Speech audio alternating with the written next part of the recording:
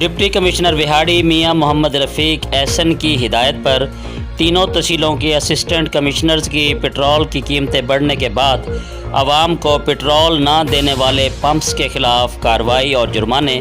مزید تفصیل محمد شمون نذیر کی اس رپورٹ میں۔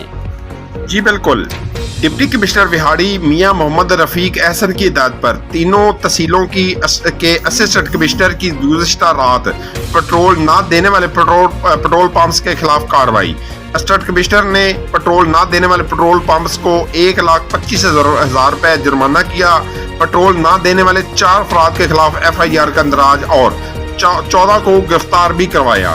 ڈپٹی کمشنر وہاڑی نے اس موقع پر کہا کہ تیل کی قیمتوں میں اضافہ کے اطلاق سے قبل عوام کو پٹرول فراہم نہ کرنے والے پمپس مالکان کے خلاف سخت کارروائی کی گئی۔ عوام کے لیے مشکلات پیدا کرنے والے پٹرول پمپس مالکان کسی رعایت کے مستحق نہیں۔ عوام کی مشکلات کو دور کیا جائے گا، کسی کو بھی عوام کا استحال نہیں کرنے دیا جائے گا۔ ڈپٹی کمشنر وہاڑی میاں محمد رفیق احسن۔